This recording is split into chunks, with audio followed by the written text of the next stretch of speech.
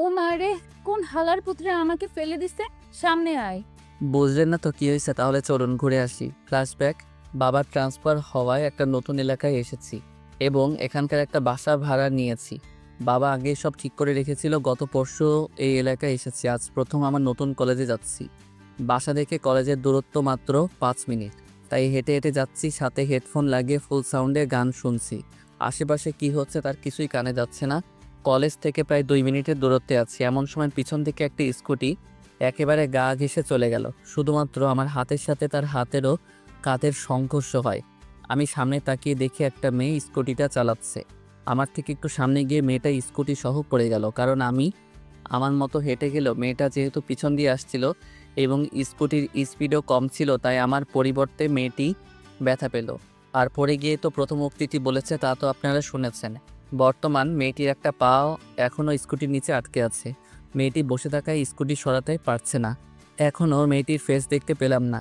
মেয়েটি বসে সামনের দিকে ঝুঁকে পা বের করার চেষ্টা করছে, ফলে তার চুলগুলো সামনে এসে ফেসটা ঢেকে রেখেছে।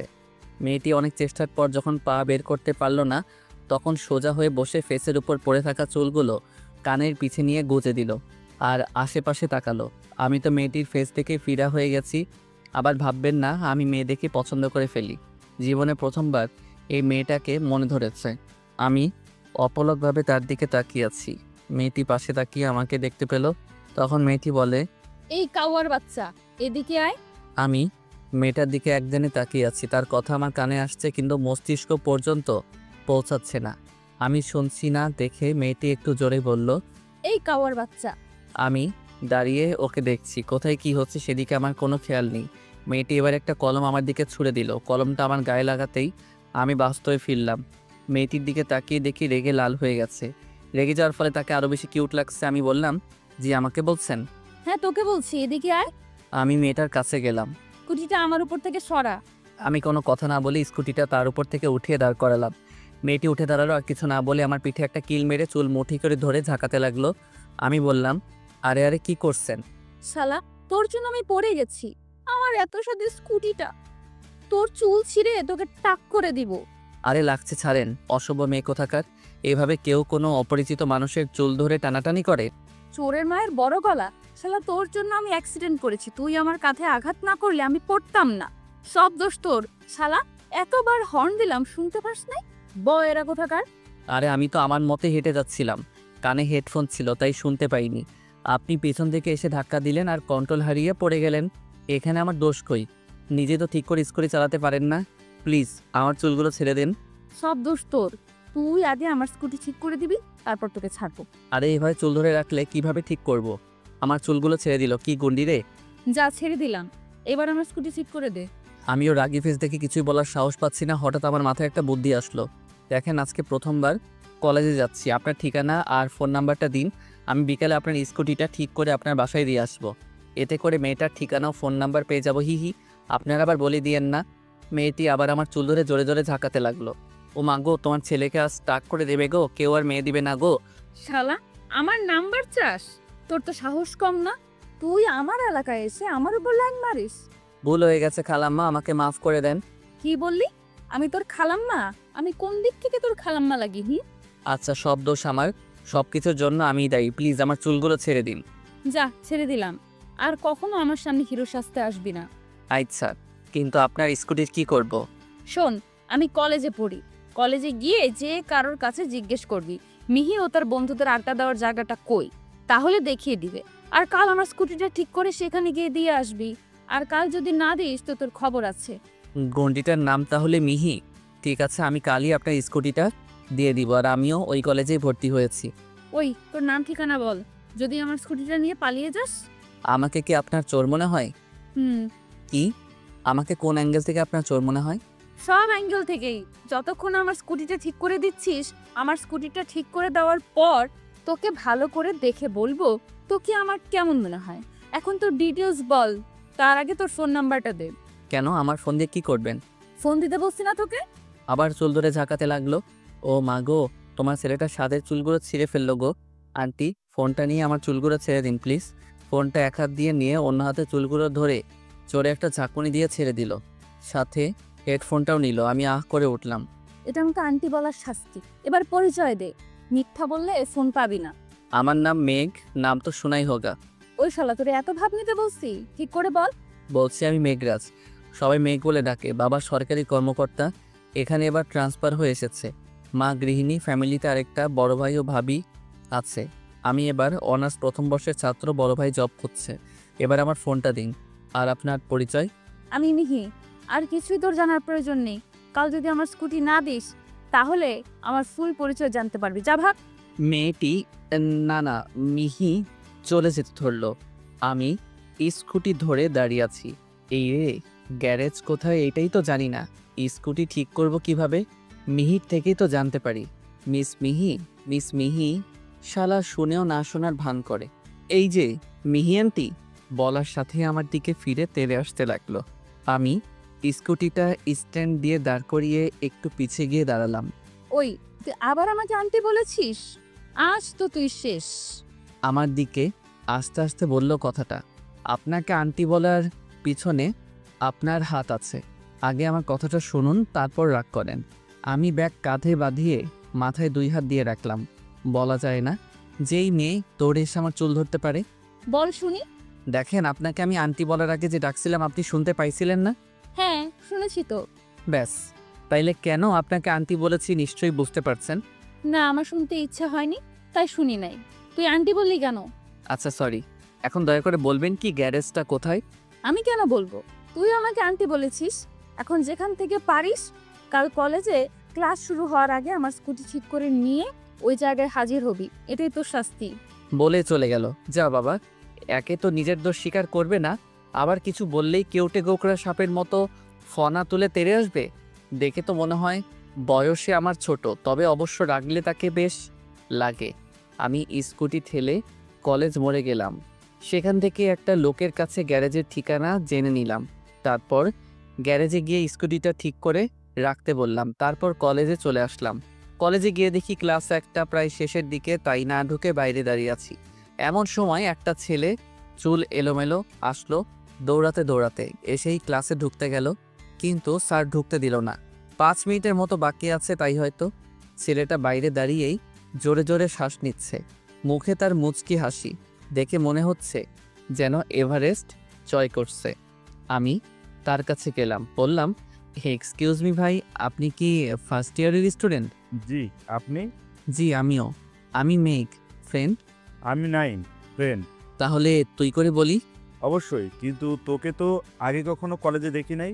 আমি তো এখানে আসছি আজ 3 দিন হচ্ছে, দেখবি কি করে? বাবা সরকারি চাকরি করে, ট্রান্সফার হয়েছে, তাই এই এলাকায় আসা। আগে অন্য এক কলেজে পড়তাম। বুঝলাম। কিন্তু তোর বিষয়টা আমার মাথায় ঢুকলো না। এমনভাবে দৌড়ে আসলি যেন তোকে কুত্তায় ধাওয়া করছে। ভাই আর বলিস না, আমার একটা কিউট সুন্দর দরজাল বোন আছে, সবসময় আমার পিছে লেগে থাকে। আর সে রাগী প্লাস গুন্ডি, কিছু বললেই আমার উপর টর্নেডো চালাই। ছোট সন্তান, তাই বাবা মাও অনেক বেশি ভালোবাসে আর সবসময় ওর পক্ষ নিয়ে কথা বলে। আজকে সকালে ঘুমাইছিলাম, কলেজে না আসার ইচ্ছা ছিল। ভাই কি বলবো, বোনটা কই থেকে এসে চুল ধরে টেনে তুললো, তারপর আচ্ছা মতো কেরালো আর বলল শাহজাহান স্যারের ক্লাস চলাকালীন কলেজে উপস্থিত না হতে পারলে বাসায় গেলে আবার কেলাবে। ভাই ভালো স্টুডেন্ট হওয়ায় স্যারদের সাথেও তার ভালো সম্পর্ক। আমি নিশ্চিত ওই স্যারের কাছে ফোন করে শুনবে, আর স্যার যদি না বলে তাহলে আমাকে কাপড় কাচার মতো করে ধোলাই দিতে।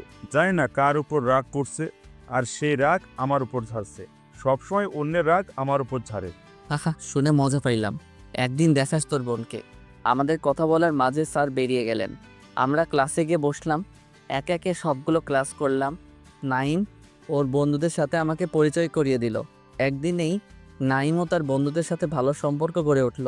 কলেজ শেষে বাসায় আসলাম, তারপর খেয়ে একটা ঘুম দিলাম। ঘুম ভাঙলো ফোনের টনে। ফোন হাতে নিয়ে দেখি নাইম ফোন দিছে। ফোন রিসিভ করার পর, হ্যালো বল। আমরা সবাই কলেজ মোড়ে আড্ডা দিতেছি, তুই আয়।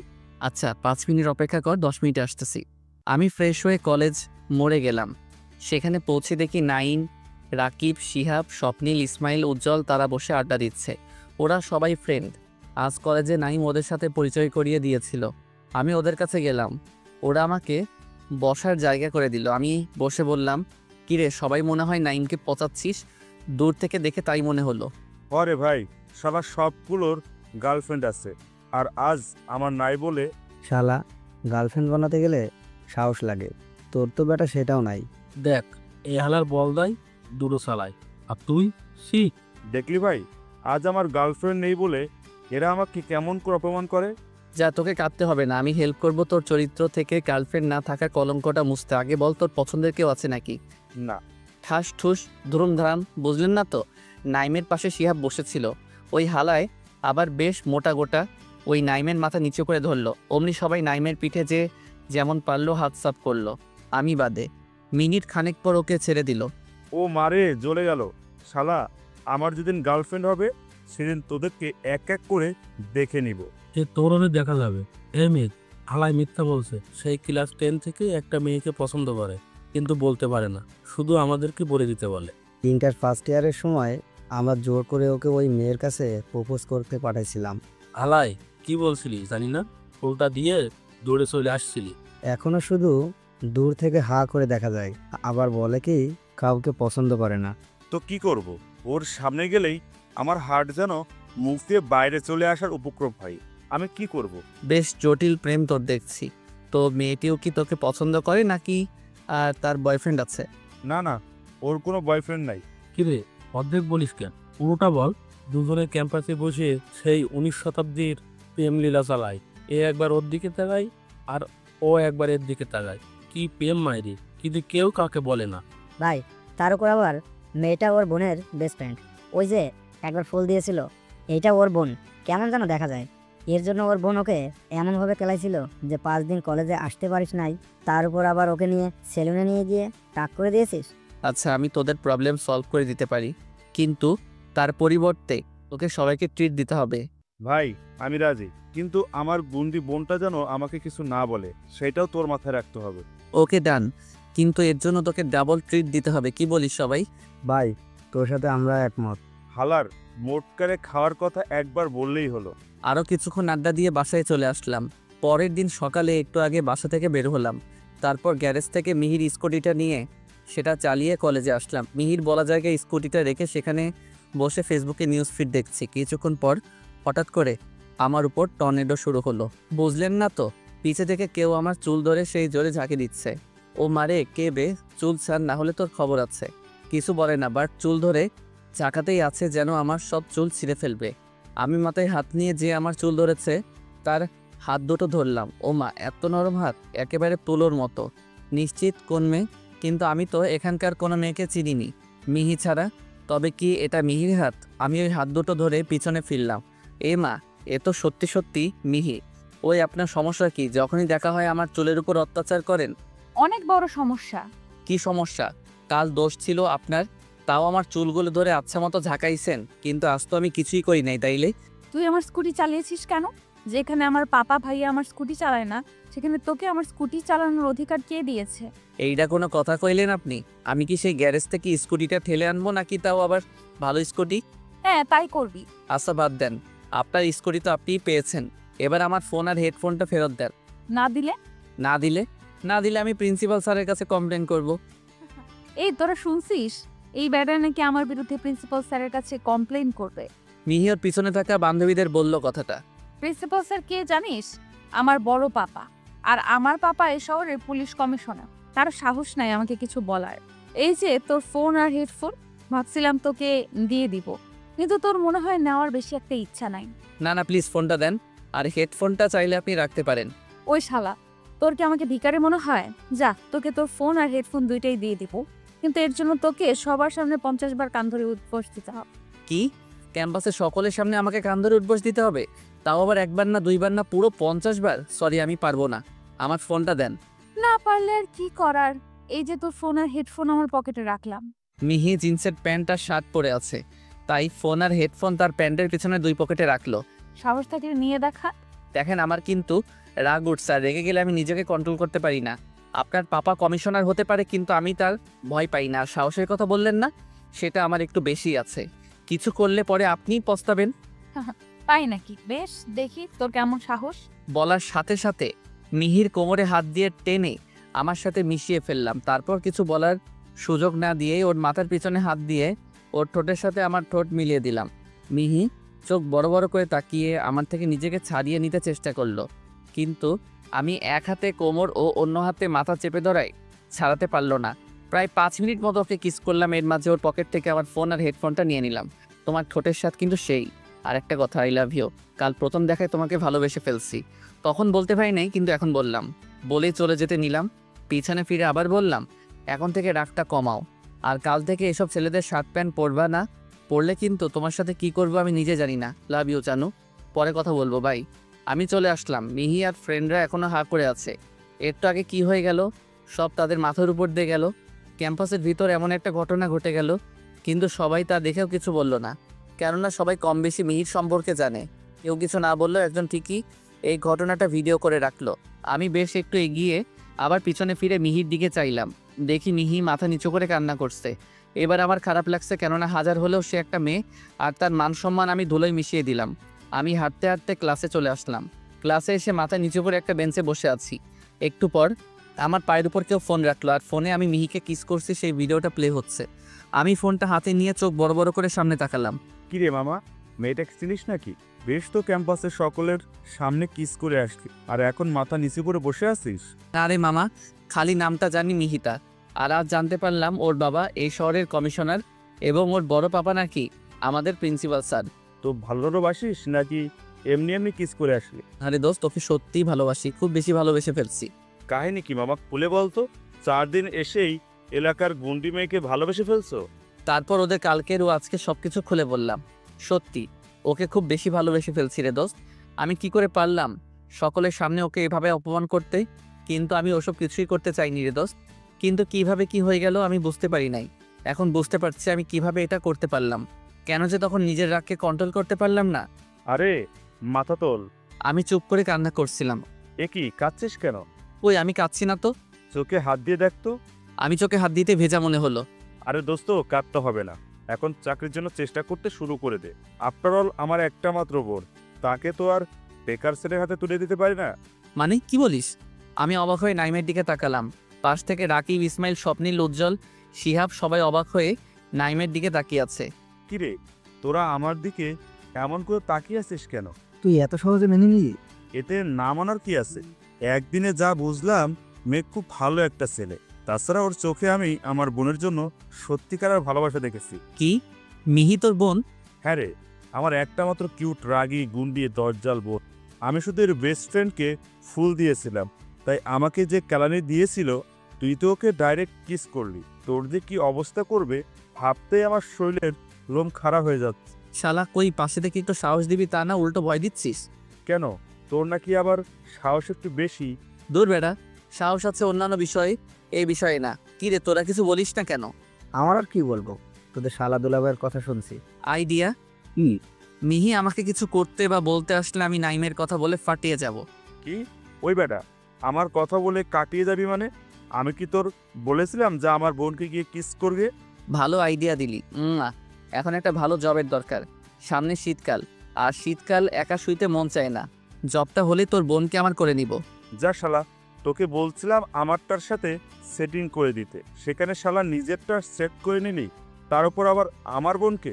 শালা চিন্তা করিস না, আগে একটা ভালো জব খোঁজ। জব পেলে তোর পছন্দের মেয়ের সাথে তোর বিয়ে আমি নিজে দাঁড়িয়ে থেকে দিব। এখন তোর বোনের ফোন নাম্বারটা দে। এই নে। তারপর 9 নাম্বারটা দিল। এখন চল, ট্রিট দিবি। আচ্ছা চল। আজ আর ক্লাস করা হলো না। রেস্টুরেন্টে গিয়ে ওদের খাওয়ালাম। এরপর সারাটা দিন ঘোরাঘুরি করলাম। ঘুরতে ঘুরতে বেশ রাত হয়ে গেল। বাড়িতে আগেই ফোন করে জানিয়ে দিয়েছিলাম নাইম রাকিবের সাথে ওর বাসায় চলে গেল। সবাই যার যার বাসার দিকে চলে গেছে। এখন আমি একা একা বাসায় যাচ্ছিলাম। মেইন রোড দিয়ে হেঁটে হেঁটে যাচ্ছি। কলেজ থেকে 50 মিনিটের মতো দূরে যাচ্ছি, এমন সময় একটা জোরালো শব্দ শুনলাম। মনে হলো গুলির শব্দ। আমি দ্রুত হেঁটে কলেজ গেটে পৌঁছালাম। গেটের পাশে দেখলাম একটা পুলিশের গাড়ি দাঁড় করানো। তারপর গেট থেকে উকি দিয়ে দেখি ক্যাম্পাসে 15 জন লোক দাঁড়িয়ে আছে আর 3 জন শুয়ে আছে। তারা যেদিকে তাকিয়ে আছে আমি সেদিকে তাকিয়ে দেখি তাদের দেখে কিছু দূরে আড়ালে কয়েকজন পুলিশ দাঁড়িয়ে আছে। এরপর ক্যাম্পাসে দাঁড়িয়ে থাকা লোকগুলো তাদের পিছন থেকে গান বের করে গুলি করতে লাগলো। দুই পক্ষের গোলাগুলিতে পুলিশের সবাই মারাত্মকভাবে আহত হলো। মারা গেল কিনা বুঝলাম না, কিন্তু বিপক্ষের 7 জন মারা গেছে, 3 জন শুয়ে কাতরাচ্ছে আর বাকি 5 জন এখনও দাঁড়িয়ে আছে। তারা যখন দেখলো পুলিশের আর গুলি ছুটছে না, তখন তারা দৌড়ে পালিয়ে যেতে চেষ্টা করলো। আর দেখলাম তারা যাওয়ার সময় কিসের একটা ব্যাগ নিয়ে গেল। তারা কলেজের পিছন গেটের দিকে এগোতে লাগলো। তাই আমি দ্রুত গেট টপকে ভিতরে ঢুকে আহতদের কাছে গেলাম। যারা দুজন কাতরাচ্ছিল তাদের একজনের কাছে একটা গান পড়ে থাকতে দেখলাম। সেটা তুলে ম্যাগাজিন চেক করে দেখলাম এখনও 5টা গুলি আছে। আমি গানটা পুনরায় লোড করে পালিয়ে যাওয়া লোকগুলোর দিকে এগোলাম তাদের মারার উদ্দেশ্যে। আর যাওয়ার সময় জুতা খুলে গেলাম যাতে করে শব্দ না হয়। আমি দৌড়ে যাওয়ার কারণে দেখলাম তারা বেশি এগোতে পারে নাই। গেট লাগানো ছিল, তাই সেটার উপর দিয়ে পার হতেই তাদের টাইম লাগছে। 4 জন পার হয়ে গেছে এবং একজন তখনও গেটের উপর রয়েছে। আমি দেওয়ালে গা দিয়ে গেটের দিকে এগোলাম। গেটের কাছে গিয়ে অপেক্ষা করতে লাগলাম লোকটার নামার জন্য। লোকটা নামার পর তারা সামনে এগোনোর জন্য যেই পিছে ফিরল, সাথে সাথে আমি গেটের ফাঁক দিয়ে তাদের মাথার দিকে গান সেট করে গুলি ছুড়লাম। তারা আমার দিকে ফেরার সময় পেল না। আগে কখনো গান না চালালেও তারা আমার থেকে মাত্র 8-9 ফিটের দূরে থাকায় গুলিটা ঠিক মাথায় লাগছে। মুহূর্তেই 5 জন মারা গেল। তারপর আমি গেট টপকিয়ে ব্যাগটা নিয়ে সামনের গেটের দিকে এগোলাম। সামনের গেটেও তালা দেওয়া ছিল। লাস্ট গুলিটা ছুঁড়ে তালা খুললাম। এরপর পুলিশগুলোর কাছে গেলাম, গিয়ে দেখি তারা 10 জন। তাদের ভিতরে 8 জন কোনো নড়াচড়া করছে না। মারা গেল কিনা বুঝলাম না। 2 জনের জ্ঞান আছে। একজনের কাছ থেকে কোনো রকমে জেনে নিলাম গাড়ির চাবি কার কাছে আছে। আর তারপর ওই লোকটার পকেট থেকে গাড়ির চাবি বের করে নিয়ে গাড়ির কাছে গেলাম। গাড়িটা নিয়ে কলেজের ভিতরে ঢুকিয়ে প্রথমে পুলিশের লোকগুলোকে গাইতে তুললাম। তারপর অপরাধীদের যে 2 জন বেঁচে ছিল তাদের কাছে গিয়ে আমার কাছে থাকা গানটা দিয়ে তাদের মাথায় পিছনে আঘাত করে অজ্ঞান করে তাদেরকেও গাড়িতে তুললাম। এরপর নিজে গাড়ি চালিয়ে হসপিটালে পৌঁছালাম। হসপিটালে পৌঁছে হসপিটালের কর্মচারীদের সাহায্যে সবাইকে হসপিটালের ভিতরে নিয়ে গেলাম। ডাক্তার এসে গুলি লাগা দেখে এত রাতে কিছু করতে চাইল না। আমি তখন আমার কাছে থাকা গানটা তার মাথায় ঠেকলাম, যদিও তাতে কোনো গুলি নাই। ডাক্তার ভয় রাজি হয়ে গেল। তিনি আরও কিছু ডাক্তারকে ফোন করে ডেকে নিয়ে তাদেরকে সাথে নিয়ে ওটিতে ঢুকলো। আমি বাইরে বসে আছি, নিজের কাছে এখন খারাপ লাগছে। আমি আজ 5টা মানুষ খুন করে আসলাম, আদৌ জানি না তার দোষ নাকি নির্দোষ। ফোন বের করে দেখি রাত 2টা 17 বাজে। আমি ভাইয়ের কাছে ফোন দিলাম। হ্যালো ভাইয়া। কিরে কই তুই? এত রাত হয়ে গেছে, তুই এখনো বাসায় এলি না যে? আমি ঠিক আছে, আমি আর আসতে পারবো না। এক বন্ধুর বাসায় আছি, বাসায় চিন্তা করতে না, বারণ করো। আচ্ছা, সাবধানে থাকিস। তারপর ফোন কেটে দিলাম। তারপর বসে থেকেই ঘুমিয়ে গেলাম। ঘুম ভাঙলো একটা নার্সের ডাকে। তিনি আমাকে ডাক্তারের কাছে নিয়ে গেলেন। ডাক্তারদের এখন কি অবস্থা? দেখেন, তারা সবাই গুরুতর আহত। 4 জন অনেকটাই সুস্থ। তাদেরকে ঘুমের ইঞ্জেকশন দেওয়া হয়েছে। সকাল 10টার দিকে তাদের জ্ঞান ফিরতে পারে, আর বাকি কয়েকদিন লাগবে জ্ঞান ফিরতে। ডাক্তার ভয় ভয় বলল। ডাক্তারের সাথে আরও কিছুক্ষণ কথা বললাম। এরপর আমি তাদের কেবিনে গেলাম। কারো জ্ঞান ফিরে নাই, তাই একটা চেয়ারে বসে ফেসবুক চালাচ্ছি। এমন সময় তাদের কারোর ফোনে কল আসলো। ফোনটা হাতে নিয়ে দেখলাম কমিশনার স্যার ফোন দিয়েছে। আমি ফোন রিসিভ করে তাকে হসপিটালে ঠিকানা দিয়ে চলে আসতে বললাম। 9:30টার দিকে ডাক্তারের সাথে ফর্মাল ড্রেসে একজন পুলিশ আসলো। একটু পর জানতে পারলাম তিনি এই শহরের কমিশনার। স্যার, ইনি কাল রাত 2টার দিকে এনাদেরকে হসপিটালে আনছিলেন। আমাকে দেখিয়ে ডাক্তার বলল কথাটা। কমিশনার আমার দিকে অদ্ভুত দৃষ্টিতে তাকালো। আমি তার কাছে এগিয়ে গেলাম। এরপর আমার ব্যাগ থেকে কালকের সেই ঘটনাটা বের করে তাকে দিলাম। আর সেই ব্যাগটাও কাল থেকে ব্যাগটা আমার সাথেই রেখেছিলাম। এরপর কালকে সব কিছু খুলে বললাম। পকেট থেকে রুমাল বের করে সেটা দিয়ে ধরে গানটা নিল। তারপর ব্যাগটা ফ্লোরে রেখে সেটা খুললো। তারপর আরও কিছু কাজ করলো। তারপর দাঁড়িয়ে আমাকে তার কাছে ডাকলো। তোমার পরিচয়? জি স্যার, আমি মেঘ, কলেজে অনার্স ফার্স্ট ইয়ার স্টুডেন্টের পরিচয়। আমার পরিচয় দিলাম। স্যার অবাক হয়ে আমার দিকে তাকালো। তুমি কি জানো এই ব্যাগে কি আছে? না স্যার, আমি ব্যাগটা খুলিই নাই। কিভাবে বলবো স্যার? প্লিজ আমাকে জেলে দিবেন না, আমার ক্যারিয়ার শেষ হয়ে যাবে। এই ব্যাগে ড্রাগস রয়েছে, যার মূল্য কয়েক কোটি টাকা। আর তুমি কাল কাদের মারছো জানো? এই শহরের সব থেকে বড় মাস্তান ইয়াসিন শিকদারের ডান হাত ইউসুফকে। I am proud of your my boy. তুমি নিজেই জানো না কাল তুমি সমস্ত দেশের জন্য কত বড় উপকার করেছো। আর ভয় নেই, তোমার ব্যাপারে কেউ কিছু জানবে না, আর তোমাকে জেলেও যেতে হবে না। ধন্যবাদ স্যার, অনেক অনেক ধন্যবাদ। ধন্যবাদ তো তোমার প্রাপ্য। পুলিশ অনেক চেষ্টার পরেও যে কাজটা করতে পারে নাই, তুমি নিজের অজান্তেই সেই কাজটা করে দিয়েছো। বলো, আমি কি তোমার কোনো সাহায্য করতে পারি? স্যার, আমার বড় ভাই পড়ালেখা শেষ করে বেকার বসে আছে। চাকরির ইন্টারভিউ দিতে গেলেই টাকা চায়। যদি তার জন্য কিছু একটা করে দিতে পারেন তাহলে। বুঝছি, এই নাও আমার কার্ড। কাল তোমার ভাইয়ের সকল দরকারি কাগজপত্র নিয়ে স্টেশনে চলে এসো, সাথে তোমার ভাইকেও নিয়ে এসো। জি, অনেক অনেক ধন্যবাদ স্যার। স্যার, আমি কি এখন বাসায় যেতে পারি? অবশ্যই। আর হ্যাঁ, কাল মনে করে আমার সাথে দেখা করবে। তোমার সাথে কিছু গুরুত্বপূর্ণ কথা আছে। এখন যাও, কাল দেখা করিও। এরপর বাসায় চলে আসলাম। বাসায় এসে ফ্রেশ হয়ে খাবার খেয়ে ঘুমালাম। পরের দিন ভাইয়াকে নিয়ে কমিশনার স্যারের সাথে দেখা করতে গেলাম। স্যার ভাইয়ের সকল কাগজ দেখে বললেন সামনের সপ্তাহে এসে আমার সাথে দেখা করবে। তারপর তাকে চলে যেতে বললেন। ভাইয়া আমার দিকে অদ্ভুতভাবে তাকিয়ে চলে গেল। তারপর স্যার বললেন, তুমি যে কাজটা করেছো তার জন্য আমাদের পুলিশ ডিপার্টমেন্টের সম্মান অনেকটা বেড়েছে। আমি চাই তুমি পুলিশে জয়েন করো। তোমার মতো সাহসী ছেলে পুলিশে অনেক দরকার। আচ্ছা স্যার, আমি রাজি। কিন্তু স্যার, আমি কিছু শর্ত আছে। আমি স্পেশাল টপিক নিয়োগকৃত আন্ডার কভার অফিসার হয়ে জব করতে চাই, যে নিজেই অপরাধীদের সরাসরি যে কোনো শাস্তি দিতে পারবে, আর কেউ আমাকে কোনো প্রকার অর্ডার করতে পারবে না। যদি আমার শর্তে রাজি হন তাহলে আমিও রাজি। ঠিক আছে, আমাকে একদিন সময় দাও, কাল তোমাকে জানাবো। তোমার নাম্বারটা দাও। স্যার, একটা কথা, আমি আমার বন্ধুদেরকেও আমার সহযোগী হিসেবে চাই। যদি তারা রাজি হয় আমি ওদের সাথে কথা বলবো, যদি আপনি আমার শর্তে রাজি হন।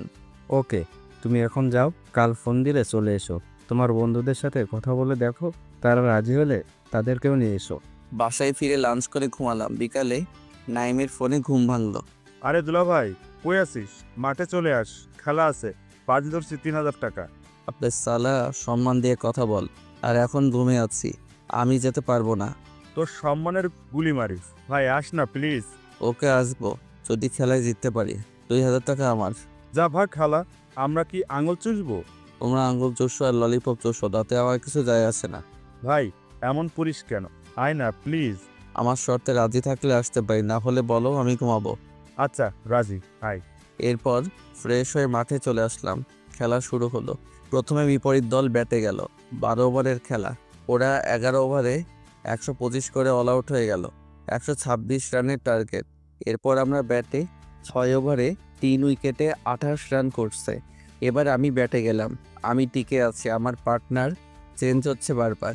শেষ পর্যায়ে 6 বলে 6 রান লাগবে। আমাদের 8 উইকেট পড়ে গেছে। আমি এখন ব্যাটে। লাস্ট ওভারের ফার্স্ট বল ডট গেল। সেকেন্ড বল করলো ফুল টাচ বল। চোখ বুজে গায়ের জোরে ব্যাট চালালাম। আমাদের দলের সবাই চিল্লিয়ে উঠলো। আমি চোখ খুললাম, চেয়ে দেখি বল শূন্যে ভাসছে। বলের দিকে লক্ষ্য করে দেখলাম বলটা রাস্তা দিয়ে হেঁটে যাওয়া একটা মেয়ের একদম পাশে গিয়ে ল্যান্ড করলো। মেয়েটি মাঠের দিকে ফিরে তাকালো। এ কি, মেয়েটার কেউ নাই, এ তো মিহি। তারপর মিহি বলটা নিয়ে মাঠের ভিতরে আসলো, একেবারে আমার সামনে এসে দাঁড়ালো। আমি ওর রাগী চেহারায় হারিয়ে গেছি। মিহু আমার গালে ঠাস করে 10 কিলো ওজনের একখান চর বসিয়ে দিল। ভাই কি বলো, মিহু দেখতে যেমন সুন্দর সেই সাথে সেই লেভেলে রাখি। চর খেতে বাস্তবে ফিরলাম। গালে হাত দিয়ে সামনে তাকিয়ে দেখি মিহি দাঁড়িয়ে। আরে ওই তো রাস্তায় ছিল, এখানে কেমনে আসলো? চারপাশে তাকিয়ে দেখি মাঠে কোনো পশু পাখিও নাই, শুধুমাত্র আমরা দুইজন ছাড়া। সবগুলো আমারে ফেলেই হাওয়া হয়ে গেছে। আমি চারপাশে তাকিয়ে দেখছি কোনো পথ দিয়ে সহজে পালানো যাবে। এমন সময় মিহি আমার তলপেটাটা ঘুষি দিল। উমা বলে আমি ব্যথায় পেটে হাত চেপে ধরে সামনে ঝুঁকে গেলাম। সামনে ঝুঁকতেই কান চোয়াল বরাবর দিল এক থাপ্পড়। ভাই, যদি কেউ মেয়েদের হাতের থাপ্পড় খেয়ে থাকেন তাহলে বুঝতে পারছেন কেমন লাগে। বাস্তবে আম্মু ছাড়া কোনো মেয়ের মার খায় নেই। মাঠে পড়ে গেলাম, এক হাত পেটে আর এক হাত গালে দিয়ে শুয়ে আছি। মিহি কোনো সময় বা সুযোগ না দিয়েই আমার বুকের উপর বসলো, আর বসতেই আমার চুলগুলো মুঠি করে ধরলো। এরপর শুরু হলো ঝাঁকানি। মনে হচ্ছে আমার ঘাড়, মাথা আর চুলের উপর দিয়ে 2009 সালের মতো একটা আইলা ঝড় বয়ে চলেছে। কতক্ষণ ঝাঁকাইলো বলতে পারবো না। ছেড়ে দেওয়ার পর মনে হলো আমার মাথা আর আমার শরীরের সাথে জুড়ে নেই, যেন আলাদা হয়ে গেছে। চুল ছেড়ে দেওয়ার পর আমি মিহির দিকে তাকালাম। চোখে চোখ পড়তেই দেখি মিহির চোখ দিয়ে আগুন ঝরছে। আমি ওর চোখের দিকে তাকিয়ে থাকার সাহস পাইনি। মাটিতে মাথা দিয়ে চোখ বুজে শুয়ে রইলাম। মিহি এখনও আমার বুকের উপর বসে আছে। হঠাৎ জোরে উম্মা শব্দ করে গালে একটা কিস করে উঠে দাঁড়ালো।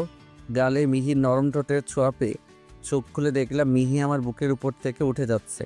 মিম দাঁড়িয়ে আমার দিকে একটু সময় চেয়ে থেকে চলে গেল। আমি মিহির দিকে হাঁ করে চেয়ে আছি। মিহি একটুখানি সামনে গিয়ে ফিরে তাকালো। মিহি ফিরে তাকাতেই আমি জোরে বললাম, ইয়াহু বলে চেঁচিয়ে উঠলাম। মিহি আমার কাণ্ড দেখে একটা মুচকি হাসি দিল। হাসিটা সোজা 2 হাত দিয়ে হাটে জায়গায় চেপে ধরালাম। আমি বুকে হাত দিয়ে মিহির দিকে তাকিয়ে আছি। আমার বুকে হাত দেওয়া দেখে মিহি শব্দ করে হেসে উঠল। পাগল একটা। বলে সামনে তাকিয়ে হাঁটতে শুরু করলো। আমি ওর যাওয়ার পথে চেয়ে আছি। এমন সময় কেউ আমার পায়ে জোরে এক লাথি দিল। পিছনের দিকে তাকিয়ে দেখি হারামিরা দাঁড়িয়ে হাসছে। কিরে, কেমন কেলানি দিল? আর তুই খাইলি কেমন? পেট ভরছে? নাইমের কথা শুনে সবকটা জোরে জোরে হাসতে লাগলো। আমি উঠে বসতে গেলাম, কিন্তু মিহি এমন ঝাঁকাইছে যে উঠতে গেলে ঘাড়ে ব্যথা পেলাম। ফ্রেশ হয়ে পড়লাম। এটা দেখেই সবগুলো আবার হাসতে শুরু করলো। হাসতে হাসতে সবগুলো মাঠে গড়াগড়ি খাচ্ছে। আমি মনে মনে ভাবছি, দাঁড়া হালারা, আমি একবার সুস্থ হয়ে নেই, তোদেরকেও তোদের গার্লফ্রেন্ডের হাতে এমন কেলানি খাওয়াবো। ওই চুপ হালার পুতেরা, আগে আমাকে টেনে তোল। মাগো, আমি আজকেই চুল কেটে ফেলবো। কেন রে, ভাবি তোকে সেই চুপ হালা লুচ্চা। আমার বউ আমাকে মারুক, তাদের তোর কি? ওই বেটা, আমার বোন কবে তোকে বিয়ে করলো? আলা আমাকে রাইকে তো কেটে বললি। এখানে কি কি হয়েছে তা তুই কেমনে জানবি? উফ, কি হাসি রে, বাইরের হাসি দেখে জীবন পার করে দিতে পারি। ভাই, অনেক দূর চলে গেছি, ফিরে আয়। ভাই উঠতে পারবি নাকি দৌড়ে ওঠাতে হবে? হালাও, উঠতে পারলে আমি এই মাঠের মাঝে শুয়ে থাকতাম। এরপর বন্ধুরা আমাকে উঠিয়ে কাছের হসপিটালে নিয়ে গেল। ডক্টর কিছু ওষুধ লিখে দিল আর ঘাড়ে প্যাড ব্যবহার করতে বললো। এরপর বাইরে এসে ফার্মেসি থেকে ওষুধগুলোর প্যাড নিলাম। সেটা টাকা দে। টাকা কি গাছ দিয়ে পড়ে না? কই দিয়ে পরে আমি জানি না, তুই টাকা দিবি ব্যাস। হালা ছিলাম ঘুমে পড়ে, ফোন করে ডাকলি তুই, বিপদের সময় আমার ফেলে চলে গেলি। তোর জন্যই আমার এই অবস্থা। তো কি করব? মার খাওয়ার জন্য দাঁড়িয়ে থাকবো? এ তো সেই কথা হয়ে গেল যে স্যারের সামনে গিয়ে বলি, আই বায়েল মুঝে মার। রাকিব নাইম শালাকে ধরতো, তোকে মামার দোকান দেখাবো। আরে আগে বলবি না? রাকিব নাইমকে ধরে রাখলো, আমি ওর পকেট থেকে ওয়ালেট বের করার চেষ্টা করছি। হালা, খাওয়ার কথা শুনলেই হয়। মোটু স্যার আমাকে, তোকে বিরিয়ানি খাওয়াবো। আমি নাইমের পকেট থেকে ওয়ালেট বের করে নিলাম। রাকিব ছাইড়া দে হালাকে, আর হোটেলে নিয়ে যা, পেট পরে খাবি। নাইম নিজেই খাওয়াতে চাইছে। হালা, তোকে তো হালা না দুলা ভাই বলার, ধর তোর ওয়ালেট। নাইম ওয়ালেট করে দেখলো, ও কয়েকটা খুচরা টাকা ছাড়া কিছুই নেই। হালা, এটা কি হইলো? এইটা তোর শাস্তি, আমি বাসায় যাচ্ছি, তুইও যা। বাসায় যাওয়ার ভাড়াটা দে তো। হাইটা হাইতে যায়। কি হাইটে হাইটে বাসায় গেলে আমাকে আর খুঁজে পাবি না। যখন আমাদের রাইকা পালাইছিলি তখন তো ভাবিস নাই তোর বোন আমার কি হাল করবে। এখন নিজের বেলায় যত চিন্তা, যা ভাগ হালা। আমি ট্যাক্সিতে উঠে বাসায় চলে আসলাম। বাসায় গিয়ে কলিং বেল বাজাচ্ছি। দরজা খুললে আমার ভাবি, সে আমায় দেখে অবাক হয়ে বলে, কিরে এখানে সুস্থভাবে আসলি ঘাড়ে প্যাট লাগিয়ে? কি হয়েছে? আর বলে না ভাবি, তোর সুইট কিউট দজ্জাল যায় আমার এই হাল করছে। কি বলি আর একবার বলতো? আমি ঠিক শুনতে পাইনি। আমার যা তলস্তলা টেম্পো চালাও আর বললেই হঠাৎ। কি হয়েছে দিদিয়া? কে টেম্পু চালায়? এই কেলো করছে, মা জানলে আমাকে আর শান্তিতে থাকতে দিবে না। ভাবি প্লিজ। না, কোনো কথা শুনবো না। মা দেখে যাও তোমার ছোট বৌমা তোমার ছোট ছেলের কি হাল করছে। দেখি দেখি, কে আমার ছেলেটা কি করলো? মা দরজার কাছে আসলো, আসতে হা করে আমার দিকে তাকিয়ে আমাকে দেখতে লাগলো। তারপর জোরে জোরে হাসতে লাগলো। ভাবিও সেই সাথে চোখ দিল। কে আমার ছেলেটাকে এমনভাবে জব্দ করলো? তাকে দ্রুতই এই বাসায় আনতে হবে। কই, জলদি বল আমার বৌমার বিষয়। কেডা তোমার বৌমা? যে তোর এই হাল করছে সে। তোর বলতে হবে না, একটা ছবি দেখাতো আমার বৌমার। আর নামটা বলতো। আগে আমাকে ঘরে তো ঢুকতে দাও। আগে নাম বলবি, তারপর ছবি দেখাবি, না হলে ঘরে ঢুকতে পারবি না। বিয়ে না হতেই এই অবস্থা, বিয়ে হওয়ার পর তো। এত বেশি কথা বলিস কেন? নাম বল। ডাক নাম মিহি, পুরো নাম জানি না। আর ওর কোনো ছবি নেই আমার কাছে। কি বললি? প্রেম করছিস অথচ গার্লফ্রেন্ডের নাম জানিস না? কোনো ছবি নেই ফোনে? তুই তো জাতের কলঙ্ক। ভাবি চুপ। আমার বৌমার ছবি আর ফুল ডিটেলস নিয়েই হাজির হবি, তারপর তোকে ঘরে ঢুকতে দিব। আর যদি না নিস, তোকে ঘরেও ঢুকতে দিব না, আর তোর খাবারও বন্ধ। ভাবি আম্মুর পাশে দাঁড়িয়ে মিটিমিটি হাসছে। ভাবি তুই মাকে একটু বোঝাও, কাল সব এনে দেবো প্লিজ। ও কি বুঝাবে আমাকে? আমি যা বলছি তাই কর। হাস করে দরজা বন্ধ করে দিল। আমি বাইরে দাঁড়িয়ে নাইমকে ফোন দিলাম। হালাই রিসিভ করে না। 6-7 বার কল দেওয়ার পর ধরলো। হালার পুত, কই মরছিলি? জলদি তোর বোনের ছবি সহ ফুল ডিটেলস টেক্সট কর, 10 মিনিটের ভেতর। হালা, আমি এখন রাস্তায় আছি, হেঁটে হেঁটে বাসায় যাচ্ছি। আর কি ওর জন্ম কুণ্ডলী নিয়ে বসে আসিস না? আচ্ছা আচ্ছা, রাগিস কেন? কয়েকটা ছবি সেন্ড কর প্লিজ। যা হালা, দিব না। ভাই প্লিজ, আমার ঘরে ঢুকতে দিচ্ছে না যতক্ষণ না তোর বোনের ছবি দেখাচ্ছি আর ওর ফুল ডিটেলস দিচ্ছি। প্লিজ অন্তত কয়েকটা ছবি সেন্ড কর। আমার বেলায় মনে ছিল না যে অন্তত গাড়ি ভাড়াটা রেখে যা। আমি এখন বাসায় যাব, রেস্ট নিব, তারপর গিয়ে তোকে ছবি দিব। এতক্ষণ ভালোভাবে বললাম, দাদা তোর বোনকে কল দিচ্ছি, তারপর তোর নামে কেস করছি। যা পারিস করগে। ওকে ওয়েট কর, 5 মিনিটের ভিতর তোর বোন তোকে ফোন দিবে, দেখাচ্ছি মজা। আমি মিহির নাম্বারে ফোন দিলাম। নাইমের থেকে আগে নাম্বার নিয়েছি, কল দিতে রিসিভ করলো। কেমন আছেন? এ কি, আমি তো মিহিকে আমার নাম্বার দেইনি, তাহলে আমাকে চিনলো কি করে? না না, চিনতে পারিনি, আমাকে তো তুই করে বলে। আমি এসব ভাবছি। হ্যালো, কই হারায় গেলেন মিস্টার মেঘ? তুমি আমাকে চিনলে কেমন করে? না চেনার কি আছে, আপনি মেঘ তো। জি, কিন্তু তুমি আমার নাম্বার পাইলে কই? তোমাকে তো আমার নাম্বার দেইনি, আর কল দেওয়ার সাথে সাথে রিসিভ করছো। ফোন হাতে নিয়ে বসেছিলে নাকি? খুব মিস করছিলাম আপনাকে, তাই তো বসে বসে আপনার ছবি দেখছিলাম। আর নাম্বার তো আমি প্রথম দিন ঝগড়ার মাঝেই নিয়ে নিছিলাম। এ কি, তুমি দেখি আমার থেকে এক কদম এগিয়ে। তো ছবি তুললে কখন? আমি তুলি নাই তো, আমার বান্ধবীদের দিয়ে তুলাইছিলাম। এত কিছু হয়ে গেল, কিন্তু আমি তোমার মুখ থেকে আসল কথাটা শুনতে পেলাম না। এখন তো আমি বুঝে গেছি তুমিও আমাকে পছন্দ করো। আর কতদিন ওয়েট করতে হবে সেই কথাটা শোনার জন্য? এত ব্যস্ত কেন? জানেন না সবুরের ফল মিষ্টি হয়? এই, আপনি বাদ দাও তো, এখন থেকে তুমি করে বলবা। হ্যাঁ, এখন কি করো? বাসার বাইরে দাঁড়িয়ে আছি, আম্মু আর ভাবি মিলে বাসায় ঢুকতে দিচ্ছে না। কেন?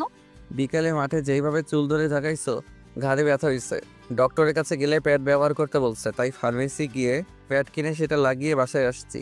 তার উপর গালে যেই জোরে থাপ্পড় দিছিলা, পুরা 5 আঙ্গুলের ছাপ হয়ে গেছে গালে।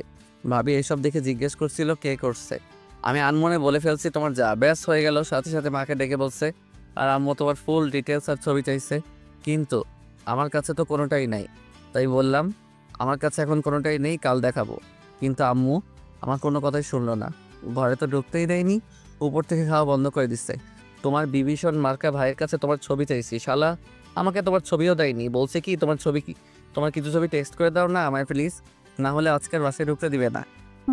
আমার শাশুড়ি মা তো খুব এই কি বললে? তোমার শাশুড়ি মা? দেখছি খুব জলদি এই বাসায় আনার ব্যবস্থা করতে হবে। ভালো হচ্ছে না কিন্তু। তুমি বললে কিছু না, আমি বললেই দোষ? এত কিছু বলছো কিন্তু যেই কথাটা শোনার জন্য মনটা ছটফট করছে, সেই কথাটা বলতে পারছো না। একবার বলো না আই লাভ ইউ প্লিজ। না, আমার বুঝি লজ্জা করে না? বলে কি গন্ডির আবার লজ্জা? এই কি বললি? ওই কিছু না তো শোনা, বলছি তোমার কিছু ছবি দাও না। তুই আমাকে গুন্ডি বলেছিস? যা, দিব না তোকে আমার ছবি, বাইরেই দাঁড়িয়ে থাক। আরে আরে তোমার ভাই আমার সামনে তোমাকে গুন্ডি দজ্জাল এগুলো বলে, তাই মুখ ফসকে বেরিয়ে গেছে। ওই যে বলে না স্লিপ অফ টাং, ওইটা হয়ে গেছে, সরি সোনা। হারামজাদা, আজকে বাড়ি আসুক, আজকে ওর একদিন কি আমার একদিন। আজকে ওকে দজ্জাল কাকে বলে কত প্রকার সব হারে হারে বুঝিয়ে দেব। ফোন রাখ। এই শুনো, যা কেটে দিল, আমারই ভালো হয়েছে। আমি লাইনটাও ক্লিয়ার হয়ে গেল, আর নাইমের ওপর প্রতিশোধটাও নেওয়া হয়ে গেল। প্রায় 5 মিনিট পর মিহি ছবি পাঠালো। ছবিগুলো দেখে আবার ক্রাশ খাইছি, ফোনের উপরে বেশ কয়েকটা কিস করে দিলাম। এবার দরজায় টোকা দিলাম, একটু পর আম্মু খুললো। কি হয়েছে? যা বলছিলাম আনছিস? না, আবার দরজা বন্ধ করতে গেল, আমি হাত দিয়ে বাধা দিলাম। আরে শুনো তো, ওর ছবি আনছি, ডিটেলস আনতে গেলে ওর সাথে দেখা করতে হবে, কাল এনে দেব। কই দেখি ছবি দেখা। পছন্দ না হলে আজ তোর একদিন কি আমার একদিন। আমি ফোনে মিহির ছবি বের করে দিলাম। আম্মু মিহির ছবি দেখে ভাবিকে ডাক দিল। দিয়া মা, দেখে যা, কি সুন্দর মেয়ে পছন্দ করছে আমার ছেলে। আয় বাবা, ঘরে আয়। খুব ক্ষুধা লাগছে না তোর? তোর পছন্দের খাবার রান্না করে দিচ্ছি, তুই ফ্রেশ হয়ে আয়। এ কি আমার মা? একটু আগেই না আমায় ঘরে ঢুকতে পর্যন্ত দিল না। মা পাগল টাগল হয়ে গেলে নাকি? ভাবি দেখে যাও, মা পাগল হয়ে গেছে। কি হয়েছে রে মেয়ে? মা আমার চিৎকার করিস কেন? দেখ কি সুন্দর মেয়ে পছন্দ করছে আমাদের মেয়ে। কই দেখি দেখি। আম্মু আর ভাবি কথা বলছে, আমি উপরে চলে গেলাম আমার রুমে। ঘাড়ে ব্যথা, তাই ফ্রেশ হতে অনেক সময় লাগলো। ফ্রেশ হয়ে নিচে আসলাম খাওয়ার জন্য। ও মা, টেবিলে আমার সব পছন্দের খাবার সাজানো। বাবা আর ভাইও চলে আসছে, তারাও বসে আমার জন্য ওয়েট করছে। আমি গিয়ে একটা চেয়ারে বসলাম, মা ভাত দিল, সবাই চুপ করে খাচ্ছে। আজ টেবিলে অন্য দিনের মতো কোনো কথা হচ্ছে না। এমন সময় আম্মু বলে উঠলো, বাবা, কবে আনছিস আমার ছোট বৌমাকে? কথা শুনে আমি বিষম খেলাম, কাশতে কাশতে মুখ দিয়ে লালা বেরিয়ে গেল। খাবার সময় এসব কথা বলার কি দরকার? কি এমন বললাম? শুধু কবে আমার বৌমাকে বাসায় আনবে তাই জিজ্ঞেস করলাম। মা, এখনো বিয়ে হয়নি ওদের। তো কি হয়েছে, হয়ে যাবে। আমি কোনো কথা না বলে চুপ করে আমার রুমে চলে আসলাম। শুয়ে রেস্ট নিচ্ছি, ঘুম ঘুম পাচ্ছে, এমন সময় ফোন বেজে উঠলো। ফোন হাতে নিয়ে দেখলাম মিহির বাবার ফোন, মানে কমিশনার স্যারের ফোন। স্যার কেমন আছেন? ভালো। শোনো, আমি আরও কিছু অফিসারের সাথে তোমার বিষয়ে কথা বলেছি, তারাও রাজি হয়েছে, কিন্তু একটা শর্ত দিয়েছে, যে কোনো অপরাধীকে জানে মারার আগে তার সকল অপরাধের প্রমাণ আগে জমা দিতে হবে, তারপর তাকে মারতে পারবে। জি স্যার, বুঝছে। আপনি কাল 11টার দিকে সকল অফিসারদের নিয়ে একটা মিটিং ডাকুন, আমি আমার ফ্রেন্ডের নিয়ে মিটিংয়ে উপস্থিত হব। স্যার আরেকটা কথা ছিল। বলো। স্যার, আমার ফ্রেন্ডের ভিতর আপনার ছেলেও আছে, আমি চাই নাইমও আমার সাথে পুলিশে যোগদান করুক। নাইমের ইচ্ছা থাকলে করতে পারে, ইনফ্যাক্ট আমিও চাই নাইম পুলিশে জয়েন করুক। অনেক অনেক ধন্যবাদ স্যার, কাল একেবারে মিটিংয়ে দেখা হবে। ওকে। এরপর ঘুমিয়ে গেলাম। পরের দিন সকালে ঘুম থেকে উঠে আগে ফোন করে বন্ধুদের সকলকে 9টায় কলেজ ক্যাম্পাস উপস্থিত হতে বললাম। তারপর সকল কাজ সেরে কলেজে চলে আসলাম।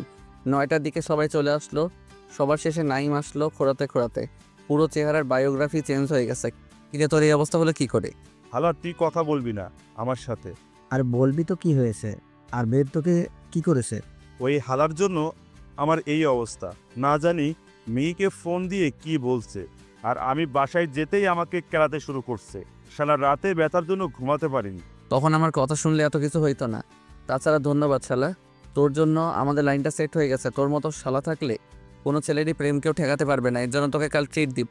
যা, তোর ট্রিটের কুষ্টি কিলাই। আরে বাদ দে তো তোদের নাটক, যা বলার জন্য এত সকাল সকাল ডাকে তাই বল। আচ্ছা বলছি, আমি একটা কাজ করতে চলেছি, আমি চাই তোরাও আমার সঙ্গ দে। বলতে পারিস তোদেরকে সবসময় আমার পাশে প্রয়োজন। কি এমন কাজ করতে চলেছি ভাই? নির্ভাবের কোনো বিষয় হলে আমি নাই।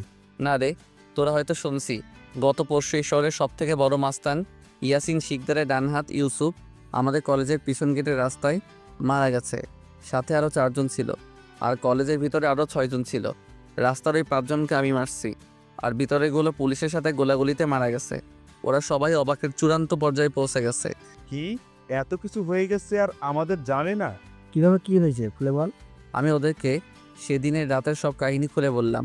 তারপর কমিশনার স্যারের সাথে যেসব কথা হয়েছে সেগুলো বললাম। এখন বল, তোরা কি আমার সাথ দিবি? না হলে বল, আমি তোদেরকে জোর করব না। আর কি বলিস, আমরা সবাই তোর সাথে আছি। কিন্তু তোমার বাবার থেকে মত নিতে হবে। আমি তোর বিষয়ে তোর বাবাকে বলছি, শ্বশুর আব্বা রাজি হয়েছে। আর শোন, আজ 11টায় একটা মিটিংয়ে যেতে হবে সবাইকে, তাই সবাই এখনই বাসায় গিয়ে রেডি হয়ে যায়। আর এতক্ষণ যা কিছু বললাম তার সব কিছু যেন সিক্রেট থাকে, এমনকি তোদের মা বাবাও যেন জানতে না পারে। এরপর সবাই মিটিংয়ে গেলাম, সেখানে অনেক অফিসার ছিল, তারাও আমার দেওয়ার শর্তে রাজি হলো। এরপর ঠিক হলো আমাদের স্পেশালভাবে 1 বছরের ট্রেনিং দেওয়া হবে। কমিশনার স্যারের সাথে স্টেশনে আসলাম, স্যারকে বললাম, স্যার আমাদেরকে যেখানে ট্রেনিং দেওয়া হবে সেখানকার একটা কলেজে ভর্তি করে দেওয়া হলে আমাদের পড়াশোনা চালিয়ে যেতে পারবো। আমি সব ব্যবস্থা করে দিব, তোমরা চিন্তা করো না। আর সামনের মাসের 1 তারিখ থেকে ট্রেনিং শুরু হবে। তারপর চলে আসলাম। পরের দিন কলেজে গেলাম, ক্যাম্পাসে বসে আড্ডা দিচ্ছি, এমন সময় কেউ আমার পিঠে হাত রাখলো। বন্ধুরা সব আমার পিছে তাকিয়ে এক এক করে উঠে গেল। আমি পিছনে তাকিয়ে দেখি মিহি। ওরা চলে গেল কেন? আমি ইশারায় চলে যেতে বলেছি। কেন? ওমা, তোমার সাথে কথা বলবো, সেখানে ওরা থেকে কি করবে? তাছাড়া ভাই ছিল না ওদের সাথে, আমার বুঝি লজ্জা শরম নাই? ওরে আমার লজ্জাবতী লজ্জারে, দেখি দেখি তাকাও আমার দিকে। মিহি আমার দিকে তাকাতে ওর একটা কিস করে দিলাম। এই কি করছো? সবাই দেখছে তো। ও তার মানে আড়ালে করতে সমস্যা নেই, ওকে চলো পার্কে যাই। তারপর ভালো হচ্ছে না কিন্তু। ভালো তো তুমি আমার সাথে করছো না, আমি যে কথাটা তোমার মুখ থেকে শুনতে চাইছি সেটা বলছো না।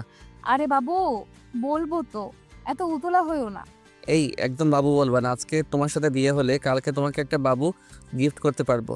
ওকে ওকে, তো কি বলে ডাকবো তোমায়? যা খুশি বলো, কিন্তু বাবু বলে ডাকবা না। ওকে চলো, ফুচকা খেতে যাবো। এই আগে তোমার ফুল ডিটেলস বলো, আজকে বাসায় গিয়ে যদি বলতে না পারি তাহলে নিশ্চিত আমাকে বাসা থেকে বের করে দিবে। ওকে বলছি। এরপর মিহি ওর ফুল ডিটেলস বললো। এবার চলো ফুচকা খেতে। এই তুমি না ইন্টার ফার্স্ট ইয়ারের স্টুডেন্ট, যাও তোমার ক্লাস চলছে আর তুমি যাবে ফুচকা খেতে? যাবো না, আগে ফুচকা খাবো তারপর ক্লাসে যাব। না, আগে ক্লাস করবে, ক্লাস শেষে তোমাকে ফুচকাও খাওয়াবো আর ঘুরতেও নিয়ে যাবো। যাও ক্লাসে যাও। বাবুটা, সরি, আর বলবো না। তোমার কথা শুনে ক্লাসে যাচ্ছি, ক্লাস থেকে বের হয়ে যেন তোমাকে দেখতে পাই, না হলে কিন্তু।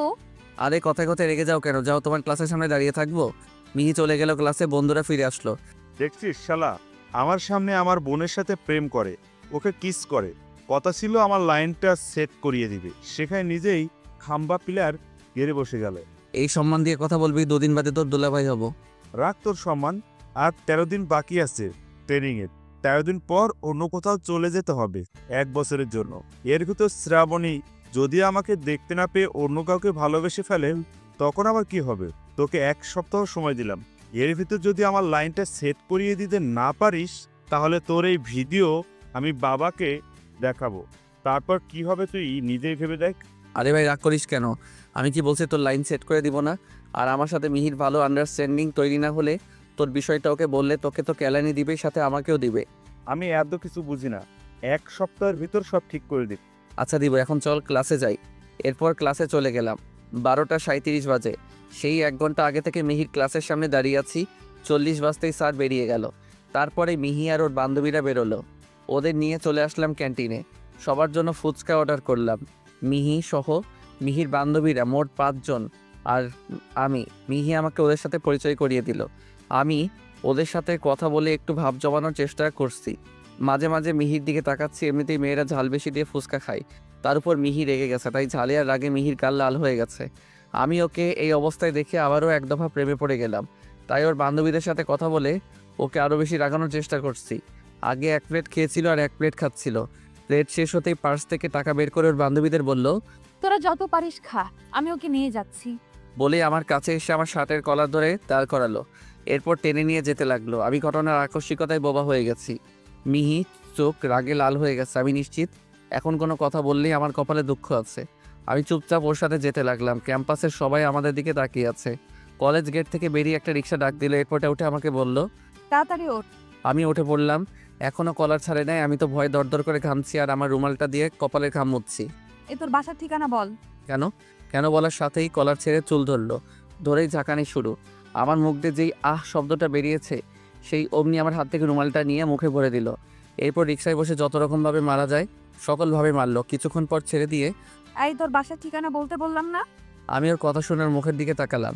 ওর চোখে চোখ পড়তে আমি চোখ নামিয়ে নিলাম। তারপর চুপচাপ বাসার ঠিকানা বলে দিলাম, কারণ খুব ভালো করে জানি এখন ওর কথা না শুনলে আবার আমার কপালে কেলানি আছে। এই কদিনে এতটা ঠিক বুঝে গেছি। একটু বাদেই রিক্সা আমার বাসার সামনে গিয়ে থামলো। ফের আমার কলার ধরে নামালো। তারপর মিহি নিজেই ভাড়া মিটিয়ে আমাকে টেনে নিয়ে গিয়ে কলিং বেল বাজালো। আম্মু এসে দরজা খুললো। দরজা খুলতেই আম্মু হাঁ হয়ে গেল। মুখ যেন আর কখনো বন্ধ হবে না। চোখের সামনে নিজের ছেলের কলার একটা মেয়েকে ধরে রাখতে দেখলে যা হয় আর কি। মিহি চোখ গরম করে আমার দিকে তাকালো, জানতে চাইছে এই মহিলাকে? আমার আম্মু। আর আম্মু ও মিহি তোমাদের যার ছবি দেখিয়েছিলাম। মিহি আমার কলার ছেড়ে আম্মুকে 5 সালাম করলো। থাক মা, ওই তুই চেয়ে চেয়ে দেখছিস কি? মেয়েটাকে নিয়ে ভেতরে আয়, ঘেমে ভিজে গেল মেয়েটা। আম্মুর কথা শুনে মনে হচ্ছে আমি এ বাসার চাকর। আয় মা, ভিতরে আয়। আম্মু মিহির হাত ধরে ভিতরে নিয়ে গেল। এরপর ভাবিকে ডাক দিল। দিয়া মা, কই তুই? দেখ কে আসছে আমাদের বাসায়। কে এসেছে মা? আরে নিজে এসে দেখ না। ভাবি কিচেন থেকে বেরিয়ে দেখে একটা মেয়ে মার সামনে সোফায় বসে আছে। তার মুখ দেখা যাচ্ছে না। ভাবি তাদের সামনে চলে আসলো। সামনে এসে দেখে মেয়েটি আর কেউ নয়, মিহি। কেননা ফ্যামিলির সবাই মিহির ছবি দেখেছিল। ভাবির সাথে সাথে মিহিকে জড়িয়ে তোলে। একটু পর ছেড়ে দিয়ে মা, মেয়ে জীবনে একটা কাজের কাজ করছে, এমন একটা সুন্দর মেয়েকে আমার যা হিসেবে পছন্দ করছে। আমি দরজায় দাঁড়িয়ে ওদের কাহিনী দেখছি। আমার দিকে কারো কোনো খেয়ালই নেই। আমি কোনো কথা না বলে নিজের রুমের দিকে যেতে ধরলাম। তখন মিহি বলে, আন্টি জানেন আপনার ছেলে কি করছে? এ কি মা, আমার ছেলেকে ভালোবাসিস আবার আমাকে আন্টি বলছিস? আন্টি না, আম্মু বল। আর কি করছে বেয়াদবটা? আন্টি তোমার ছেলে আমার সামনে আমার বান্ধবীদের সাথে ফ্লার্ট করে। তুমি বলো কোনো মেয়ে কি এটা সহ্য করতে পারে? পরে আমি যখন ওর দিকে রেগে তাকালাম, ও আরো বেশি করে ফ্লার্ট করতে শুরু করলো। তাই ওর কলার ধরে তোমার কাছে নিয়ে আসছি। ভুল কিছু করলে মাফ করে দিবে। তুমি কোনো ভুল কিছু করো নাই বোন। একদম ঠিক করেছিস মা।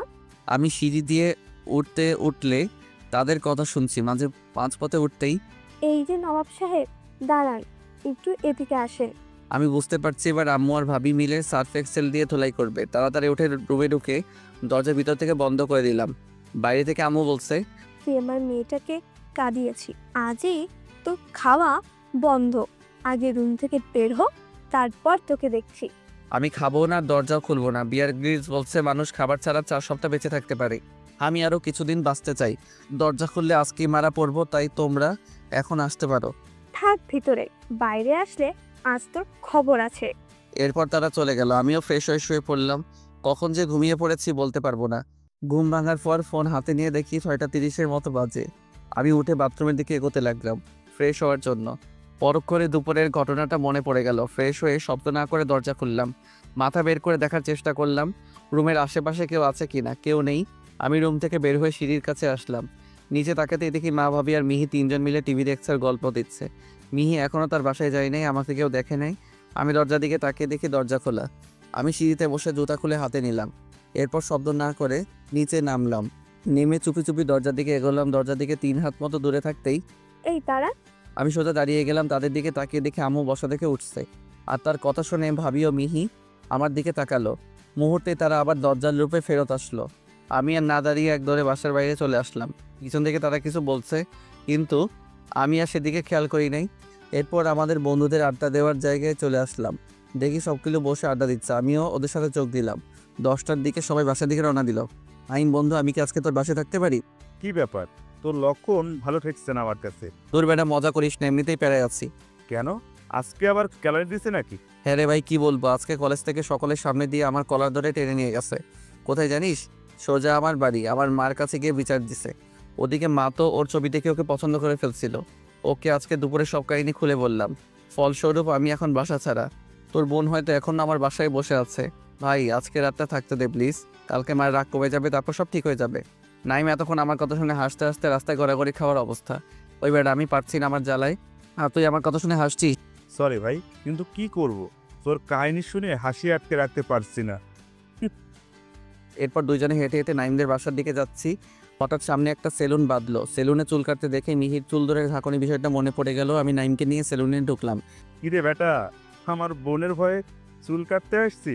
কি করবো বল, প্রতিদিন ওই রকম করে চুল ধরে ঝাঁকালে আমার টাক হতে বেশি দিন লাগবে না। আমি সার দিয়ে চুল কাটলাম আমার সাথে চুলগুলো। এরপর নাইমের সাথে ওর বাসায় চলে আসলাম। নাইম আমাকে আন্টির সাথে পরিচয় করিয়ে দিল। আন্টি আমাদের ডিনার করতে ডাকলো। তখন নাইম বলল, আম্মু, মিহি কই? তাকে তো দেখলাম না। মিহি ওর কোনো বান্ধবীর বাসায় আছে, আর আজ রাতে সেখানেই থাকবে। আমার ধারণাই ঠিক, মিহি এখনও বাসায় ফিরেনি, আমাদের বাসায় আছে। আন্টির কথা শুনে আমি আর নাইম একে অপরের দিকে তাকালাম। ডিনার করে নাইমের সাথে ওর রুমে চলে আসলাম। কিছুক্ষণ গল্প করে ঘুমিয়ে গেলাম। সকালে নাইমের বাসা থেকে ওরই শার্ট প্যান্ট পরে কলেজে আসলাম। সাথে নাইমের একটা ক্যাপও পরে এসেছি। ক্যাম্পাসে বসে বন্ধুদের সাথে গল্প দিচ্ছিলাম। নাইম একটু ক্যান্টিনে গেছিল। এক পর্যায়ে আমার পিছন থেকে মিহির কণ্ঠস্বর শুনলাম, রাকিব ভাইয়া, আজ মেঘ আসেনি?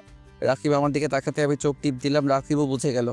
না, মেঘ তো কাল নাইমের সাথে গেছিল, ওরা এখনো আসেনি। ওকে, আসলে প্লিজ আমাকে একটু জানাবেন। আচ্ছা। চলে গেল। ধন্যবাদ দোস। হালা, কোনো ধন্যবাদে কাজ হবে না। ক্যান্টিনে চল, না জানি মিহি জানতে পারলে আমার কি হাল করবে। মার খাওয়ার আগে পেট পুড়ে খেতে হবে, যাতে করে মার সহ্য করতে পারি। কি আর কি করার নাই। আসলে সবাই মিলে ক্যান্টিনে গেলাম। সবগুলো খাদক শালারা পুরো 2000 টাকা বিল উঠাইছে। এতেও কষ্ট করে ফাঁকি দেওয়ার টাকা শালারা শেষ করে দিল। তারপর সবাই বসে রেস্ট নিচ্ছে, এমন সময় মিহির আগমন। ওই, তুই কাল রাতে বাসায় ফিরিস নাই কেন? বেশ ভালোই বুঝতে পারছে মিহি আমার উপর রেগে আছে এবং আমার কপালে দুঃখ আছে। আমি ওর কথা শুনে মাথা নিচু করে রাখলাম। কথা বলছিস না কেন? তাকা আমার দিকে। আমি ওর দিকে তাকালাম, রেগে কথা বলছে, কিন্তু এ কি মিহির চোখে টলমল করছে। বোধ হচ্ছে এখনই বৃষ্টি নামবে। হঠাৎই আমাকে জড়িয়ে ধরলো। তুমি আমার উপর রেগে আছো সোনা? আর কখনো এমন করব না। প্লিজ কথা বলো আমার সাথে। আই লাভ ইউ সোনা। আমার গালে প্লাস কপালে কিস দিয়ে। আমি তো মিহির ব্যবহারে অবাধিক অবাক হয়ে গেছি। ক্যান্টিনে সবাই আমাদের দেখছে। আমি বন্ধুদের ইশারা করে সবাইকে বের হয়ে যেতে বললাম। ওরা ক্যান্টিন ফাঁকা করে দিল। মিহি আমাকে শক্ত করে জড়িয়ে ধরে আমার বুকে মাথা রেখে কান্না করছে আর বলছে, প্লিজ কথা বলো আমার সাথে। আই লাভ ইউ বলছি তো সোনা। আই লাভ ইউ আ লট। আমি আর কখনো তোমার উপর রাগ করব না, তোমাকে মারবো না। প্লিজ, তোমার সব কথা শুনে চলবো। প্লিজ কথা বলো আমার সাথে। সত্যি তো? আমার সব কথা শুনে চলবে? মিহি আমাকে আর শক্ত করে জড়িয়ে ধরে বলল, তোমার সব কথা শুনে চলবো। এই বাগলি, কাঁদছো কেন? কান্না থামাও। মিহির চোখ মুছে দিয়ে ওকে শক্ত করে জড়িয়ে ধরলাম। কি কান্না থামাও, না হলে আমি কিন্তু তোমার সাথে কথা বলবো না। সাথে সাথে মিহির কান্না থামিয়ে দিল, কিন্তু ও পাচ্ছে। দেখি, তাকাও আমার দিকে। চোখ মুখের একই অবস্থা করেছ। ঘুমাওনি রাতে? মিহি চুপ, শুধু ফোপাচ্ছে। ওকে, বলতে হবে না। আমি আবার মিহির জন্য খাবার অর্ডার করলাম। কিছুক্ষণ পর খাবার দিয়ে গেল। আমি মিহিকে খাইয়ে দিচ্ছি। মিহি চুপচাপ খাচ্ছে। ভালোই বুঝতে পারছি কাল রাতে খাবার খাইনি। খাওয়া শেষে মিহিকে নিয়ে কলেজের পাশের পার্কে আসলাম। দুজনে একটা বেঞ্চে বসলাম। মিহি আজ একেবারে চুপচাপ। একটু পর আমি মিহির কোলে মাথা দিয়ে বেঞ্চের উপর শুয়ে পড়লাম। মিহি আমার মাথায় হাত বুলিয়ে দিতে লাগলো। হঠাৎ আমাকে ঠেলে বেঞ্চ থেকে ফেলে দিল। আমি অবাক হয়ে মিহির দিকে তাকালাম। মিহির দিকে তাকিয়ে দেখি মিহি আবার আগের সেই রাগি মুডে ফেরত এসেছে। ওই, তুই চুল কাটলি কেন? কার অনুমতি নিয়ে চুল কাটছিস? কার আবার অনুমতি নিব? আমার চুল আমি কাটছি। চুল তোর হতে পারে, কিন্তু তোর চুলের উপর তোর থেকে আমার অধিকার বেশি। তুই কি করে করবি আমি জানি না, কিন্তু 1 সপ্তাহের ভিতর যেন তোর মাথায় আগের মতো লম্বা লম্বা চুল দেখতে পাই, না হলে। আমাকে কথাগুলো বলেই মিহি চলে গেল। আমি এখনো সেই জায়গায় দাঁড়িয়ে আছি। আমি কাকে ভালোবাসলাম? কথায় কথায় থ্রেড দেয়। আমিও একটু পর পার্ক থেকে বেরিয়ে আসলাম। তারপর সোজা বাসায় চলে আসলাম। বাসায় আসতেই আম্মু আমাকে জড়িয়ে ধরে কান্না শুরু করে দিল। কোথায় ছিলি বাবা তুই? মায়ের উপর রাগ করে এভাবে চলে যাবি? আম্মু, কান্না করো কেন? আমি তো কোথাও যাইনি। এই তো তোমার সামনে দাঁড়িয়ে আছি। খুব ক্ষুধা লাগছে, কিছু খেতে দাও। তুই ফ্রেশ হয়ে আয়, আমি এক্ষুনি খাবার দিচ্ছি। খাবার খাওয়ার পর ঘুমালাম। বিকালে বন্ধুদের সাথে আড্ডা দিয়ে রাত কাটালাম। সন্ধ্যার একটু পর বাসায় আসলাম। রাতে সবাই একসাথে ডিনার করছে, এমন সময় কমিশনার স্যার ফোন দিল। আমি তাড়াতাড়ি হাত ধুয়ে উঠে আসলাম। কিরে, হঠাৎ কে ফোন দিচ্ছে যে খাবার ছেড়ে উঠতে হচ্ছে? কথা বলে এসে বলছি। আমি বাসার বাইরে চলে আসলাম। কল ব্যাক করলাম। Hello sir. মেঘ, তোমার ভাইয়ের জন্য একটা চাকরির ব্যবস্থা হয়েছে। কাল সকালে তোমার ভাইকে আমার সাথে দেখা করতে বলবে, আর তুমি তোমার বন্ধুদেরকে নিয়ে বিকেলে দেখা করবে। আচ্ছা স্যার, অনেক ধন্যবাদ। কথা বলা শেষ করেই আবার বাসায় ফেরত আসলাম। তারপর সবাইকে ভাইয়ের চাকরির বিষয়টা জানালাম। সবাই খুব খুশি হয়েছে। আমি আমার রুমে গিয়ে মিহিকে ফোন দিলাম। মিহি কেটে দিল। আবার ফোন দিলাম, আবারও কেটে দিল। এরপর 5 বার কল দিলাম, 5 বারই কেটে দিল। এবার টেক্সট করলাম, সোনা এখন আমার উপর রেগে আছো? আমি চুল কেটেছি, তার একটা কারণ আছে। কাল দেখা করো, সব খুলে বলবো। প্লিজ ফোনটা রিসিভ করো, তোমার সাথে কথা বলতে খুব ইচ্ছা করছে। সোনা প্লিজ। টেক্সট দেওয়ার 1 মিনিট পর কল দিলাম, এবার রিসিভ করলো। শালা কুত্তা হাতি গন্ডার জলহস্তি, তুই আমাকে একটুও ভালোবাসিস না। কে বলল সোনা? আমি অনেক ভালোবাসি তোমায়। না, তুই আমাকে ভালোবাসিস না। যদি ভালোবাসতি তাহলে আমাকে একবার হলেও ফোন করতি। তুই আমাকে একটুও ভালোবাসিস না। তাহলে তো তুমিও আমাকে ভালোবাসো না। আর আমি তোমাকে কল দিয়েছি, টেক্সটও করেছি, সেই হিসাবে আমি তোমাকে ভালোবাসি, বরং তুমি আমাকে ভালোবাসো না। তুই একটা যা ব্রেকআপ তোর সাথে, আর কল দিবি না আমাকে। যা বাবা, কেটে দিল। কি এমন বললাম যে মহারানী রেগে গেল? আমিও আর ফোন দিলাম না, ঘুমিয়ে গেলাম। সকালে সবাই একসাথে নাস্তা করলাম। নাস্তা করে বাবার সাথে ভাইও বেরিয়ে গেল। আমি আর একটু রেস্ট নিয়ে রেডি হয়ে কলেজে চলে আসলাম। প্রতিদিনের মতো বন্ধুরা সবাই মিলে আড্ডা দিচ্ছি।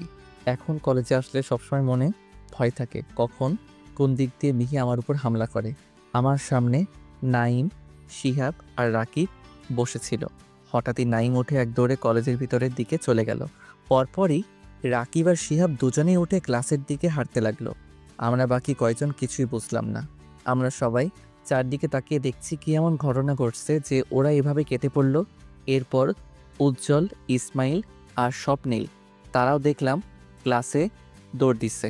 কিরে তোরা সবাই একে একে চলে যাচ্ছিস কেন?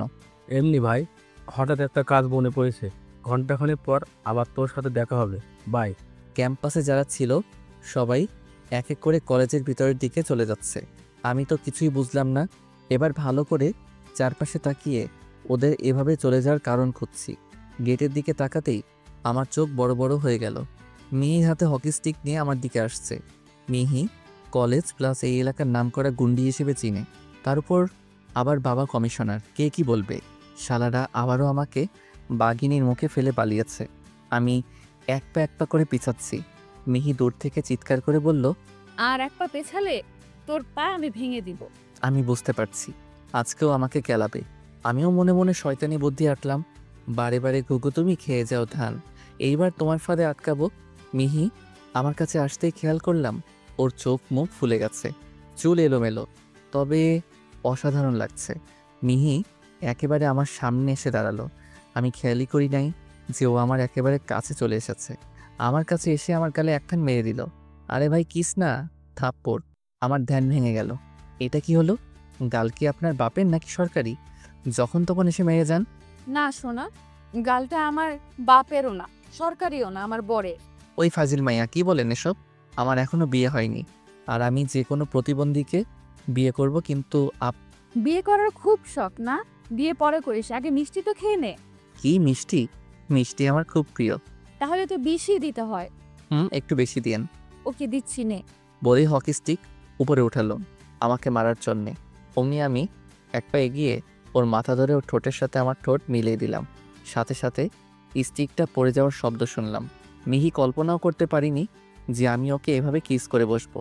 2-3 মিনিট হওয়ার পর মিহি ছাড়ানোর জন্য ছটফট করতে শুরু করতে লাগলো। আমি জোর করে 5 মিনিটের মতো করে ছেড়ে দিলাম। ছেড়ে দিতেই চট থাপ্পড় কিল ঘুষি যেটা পারে আমার বুকে মারতে লাগলো। শালা শয়তান কুত্তা ছাগল, এতক্ষণ কেউ করে? আমার দম বন্ধ হয়ে আসছিল, আমি যদি মরে যেতাম। বলেই আমার বুকে মুখ লুকালো। দেখি দেখি আমার সোনাটা লজ্জা পেয়েছে নাকি? বলার সাথেই আরেক দফা মায়ের চলল। কাল তোমায় কত মিস করছিলাম জানো? তুমি একবারও আমাকে ফোন দাও। কই দিয়েছিলাম তো। তাছাড়া সবসময় কি আমাকে ফোন করতে হবে নাকি? তুমিও তো করতে পারতে। জি, তোমাকেই করতে হবে। যাই হোক, এখন জলদি প্রপোজ করো। মানে? বারে কাল ব্রেকআপ করলা না, এখন প্রপোজ না করে আমাকে জড়িয়ে ধরছো কেন? কি? তাহলে তুই আমাকে কিস করলি কেন? তুমি ব্রেকআপ করছিলা, আমি তো আর করি নাই, তাই আমি আমার গার্লফ্রেন্ডকে কিস করতেই পারি। তুমি কোন হিসেবে আমাকে জড়িয়ে ধরছো? আমিও আমার বয়ফ্রেন্ডকে জড়িয়ে ধরছি। তুমি নিজেই কাল বিনা কারণে আমার সাথে ব্রেকআপ করছো। আমার ফোনে অটো কল রেকর্ডার চালু আছে, চাইলে শোনাতে পারি। কি প্রপোজ করবা নাকি আমি চলে যাব? বলেই পিছনে ফিরলাম। মিহি আমার মাথায় হাত দিল, কিন্তু হাত ফসকে গেল। মনে হয় চুল ধরতে চাইছিল, কিন্তু চুল একেবারে ছোট হওয়ায় হাত ফসকে গেছে। আমার খুব হাসি পেল, কিন্তু চেপে রাখলাম, কারণ এখন হাসলে নির্ঘাত মেরে হসপিটালে পাঠিয়ে দিবে। আমার হাত ধরে পিছনে ফিরালো। আমি ওর দিকে তাকিয়ে চোখের ইশারায় জিজ্ঞেস করলাম, কি? I love you. এটা কি? কেন প্রপোজ করলাম? জলদি অ্যাকসেপ্ট করো। এটা কি ধরনের প্রপোজ? এ তো সরাসরি থ্রেট দেওয়া। হাঁটু গেড়ে নরম সুরে ভালো করে করো, তারপর ভাববো। আমি আর পারবো না। অ্যাকসেপ্ট করলে করো, না হলে ভাগো। ওকে, দেখি প্রীতিকে খুঁজতে হবে। ওকে প্রপোজ করলে নিশ্চিত অ্যাকসেপ্ট করবে। এক পা এগিয়ে দেখ, পা ভেঙে হাতে ধরিয়ে দিব। বললেই হলো? আমারও তো মন চায় কাউকে ভালোবাসতে, কারো ভালোবাসা পেতে। তুই আমাকে ছাড়া আর কাউকেই ভালোবাসতে পারবি না। তোর যত ভালোবাসা দরকার সব আমার থেকে নি। তুমি তো আর আমাকে ভালোবাসো না, তোমার থেকে কেমনে ভালোবাসা নিব? একই কথা ঘুরে ফিরে। কি করব বলো? তুমি যদি আমাকে ভালোবাসতে তাহলে এতক্ষণে প্রপোজ করতে। ওকে ওকে, করছি। মিহি হাঁটু গেড়ে বসলো। শোনা, তোমাকে খুব খুব ভালোবাসি। সারা জীবন এইভাবেই ভালোবেসে যেতে চাই। দিবে কি তোমাকে ভালোবাসার অধিকারটুকু? এই আমি কি আপনাকে ভালোবাসি নাকি? সোনা কাকে বলছেন? ঠিক করে প্রপোজ করেন। মিহি রাগে বিষাক্ত সাপের মতো ফোঁস ফোঁস করছে, যেন হাতের কাছে পেলেই এক ছোবলে ছবি করে দিবে। এই যে শোনেন, আমি আপনাকে খুব ভালোবেসে ফেলেছি সেই প্রথম দেখায়। সারা জীবন এইভাবে ভালোবেসে যেতে চাই। সারা জীবন আপনার পাশে থাকতে চাই। আপনাকে আমার পাশে চাই। আপনার বাবুর মা হতে চাই। দিবেন কি আপনাকে ভালোবাসার অধিকারটুকু, আপনার পাশে থাকার অধিকারটুকু? আমার সময় লাগবে ভাবার জন্য। কাল উত্তরটা দেই।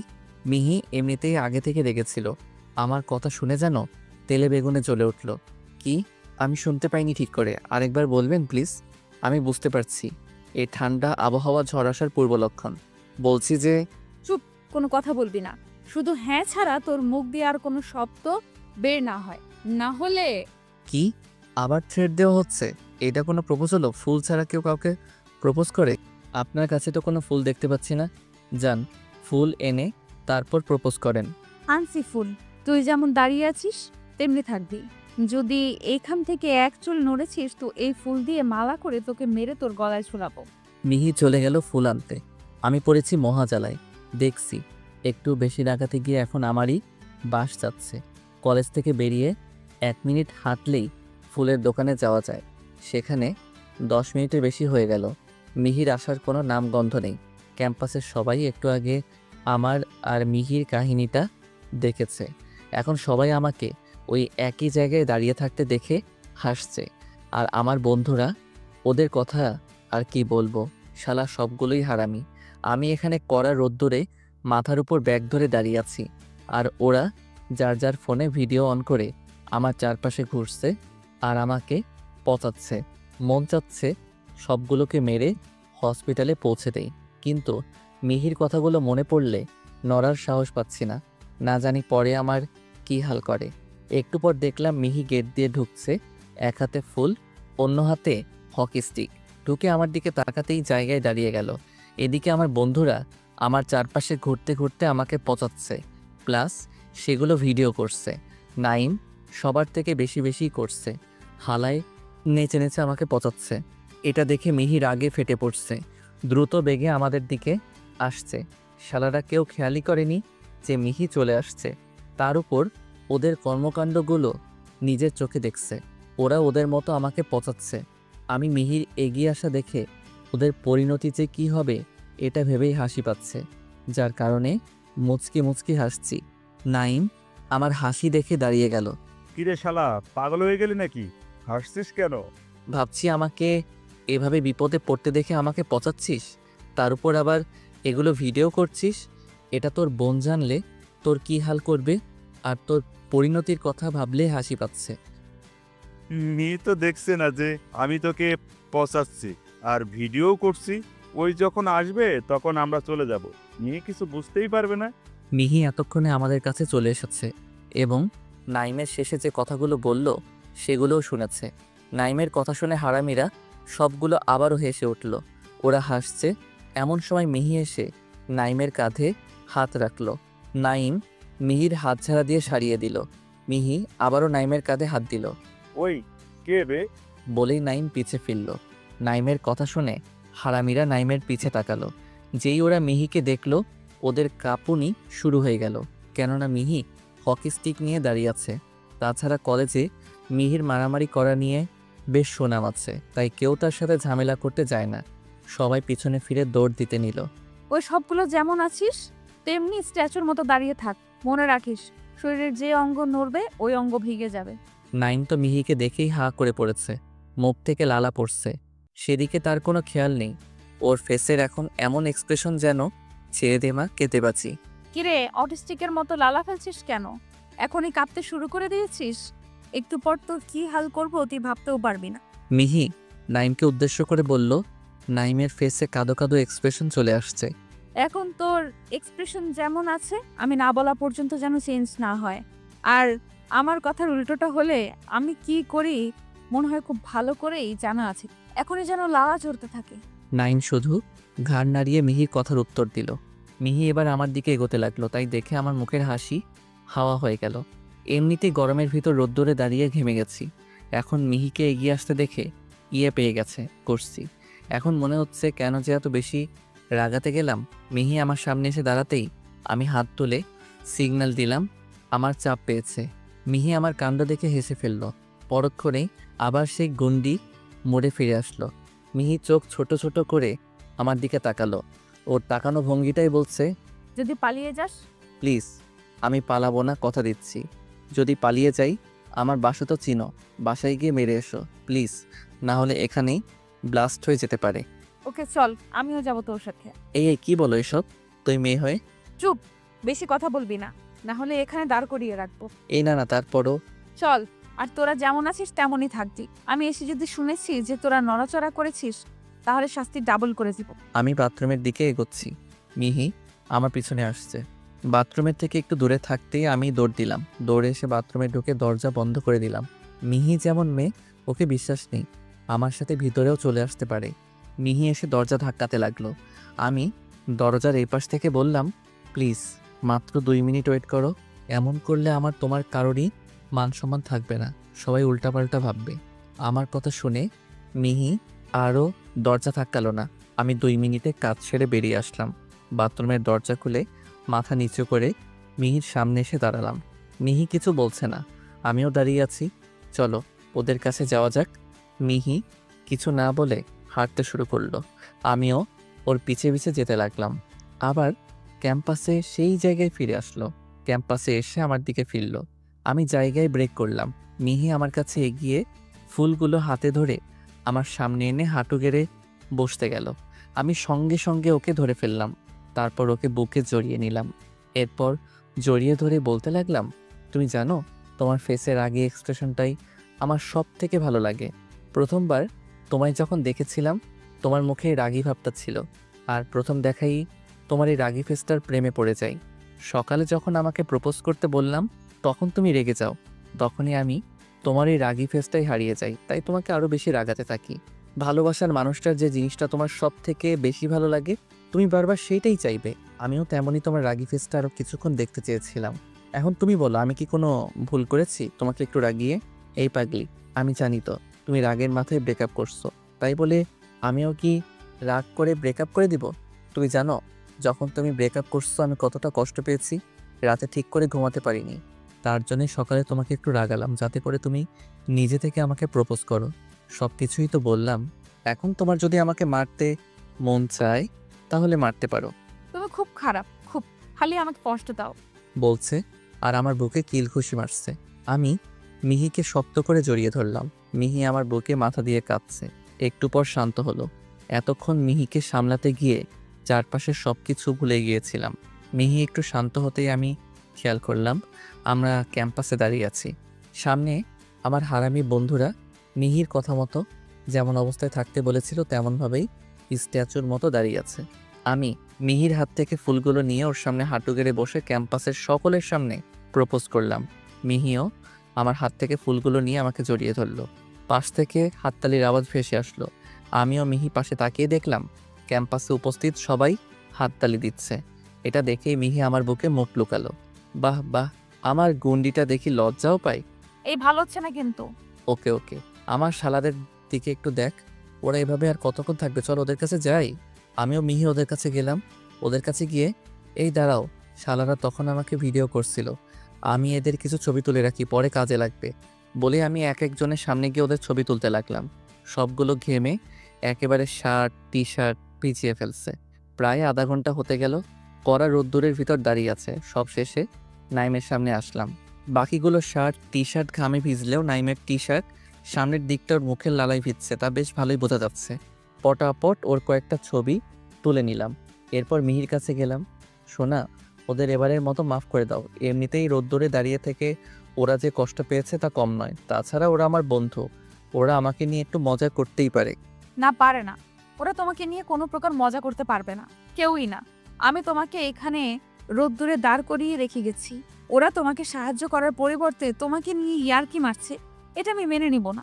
নাইমের সামনে গিয়ে তার টি শার্ট ধরে সোজা করে দাঁড় করালো। তুই আমার জানকে নিয়ে হাসাহাসি করেছিস, তোকে আমি এমন শাস্তি দিব যে... আমি দেখলাম লাইন খারাপ। দ্রুত মিহির কাছে গিয়ে নাইমের থেকে ওকে দূরে সরিয়ে আনলাম। এই কি করছো? নাইম না তোমার বড় ভাই? ওরও একটা মান সম্মান আছে কলেজে। তুমি এভাবে সকলের সামনে ওকে অপমান করতে পারো না। ওকে। বলে মিহি হকি স্টিকটা হাতে নিয়ে হাঁটতে শুরু করলো আর বলল, এই সবগুলো আমার পেছনে পেছনে আয়। মিহি গিয়ে একটা গাছের তলায় বসলো। আমি ওর পাশে দাঁড়িয়ে আছি, বাকি সবাই সামনে দাঁড়িয়ে আছে। সবাই কান ধরে উদ্বস শুরু করে দে। 500 বার উদ্বস দিয়ে তবেই তোরে যেতে পারছি। মিহি, বোন আমার, আজকের মতো মাফ করে দে। জীবনে আর মেঘকে নিয়ে হাসাহাসি করব না। দরকার হলে ওর সাথে কথাই বলবো না। আর আমি চুপ কর। মিহি এবার কিন্তু বেশি বেশি হয়ে যাচ্ছে। যাচ্ছে তো, কি করবি তুই? চুপ করে থাক, না হলে তোকে ওদের মতো... না না, আমি চুপ করেই থাকছি। কি হলো? শুরু করিস না কেন তোরা? আমার কথা শুনতে পাসনি? সবাই শুরু করলো কান ধরে উঠবস। 100-এর মতো দিয়ে সবগুলোর অবস্থা খারাপ। ওরা আমার দিকে করুণ চোখে তাকালো। আমি বুঝতে পারলাম ওদের আর হচ্ছে না। আমি মিহির কাছে গিয়ে বলছিলাম, কি ওদের এবারের মতো মাফ করে দাও, দেখতেই পাচ্ছ ওদের অবস্থা খারাপ। তোর খুব ঠেকছে ওদের জন্য না? ওই সবাই উঠে আয়, নাইম বাদে। ল, আর তুই আমাকে ওই রোদ্দুরে গিয়ে শুরু কর উদ্বস দেওয়া। পুরো গুনে গুনে 600 বার দিবি, একবার কম দিলে 100 বার যোগ হবে।